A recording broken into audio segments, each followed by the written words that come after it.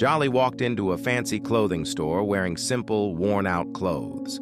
He stood calmly in line and waited for his turn like everyone else. Cashier 1 looked Jolly up and down and made a rude face. Cashier 1 leaned over and whispered to Cashier 2, and they smirked. When it was finally Jolly's turn, Cashier 1 stepped away and acted busy. Cashier 2 slipped into the storage room to avoid helping Jolly. A moment later, another customer walked in and stood behind Jolly. Cashier 1 suddenly smiled wide and loudly said, "Next customer?" Jolly stepped forward, but Cashier 1 stopped him right away. Cashier 1 said, "Not you, I meant the customer behind you." Jolly felt shocked and said, "But I was here first in line." Jolly took a deep breath and stayed calm, even though it felt unfair. Cashier 1 ignored Jolly and started helping the customer behind him. Cashier 1 said, "We don't serve customers who are poor in this store." Jolly's eyes widened, but he still didn't raise his voice. Other customers heard it, and a few of them stared in silence. Just then, the manager walked out from the back and noticed Jolly.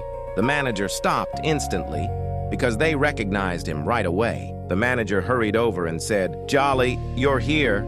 Cashier 1 and Cashier 2 suddenly looked nervous and stopped smiling. The manager turned to them and asked, "Do you know who Jolly is?" The manager said, "Jolly owns this store and he came to see how we treat people."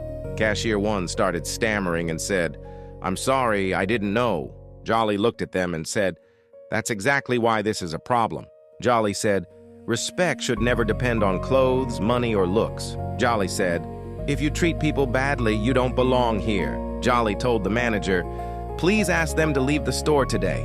The manager nodded, and Cashier 1 and Cashier 2 walked away quietly. Jolly turned to the remaining staff and said, "Be kind, even when someone looks different. Drop a heart if we shouldn't judge others based on what they wear."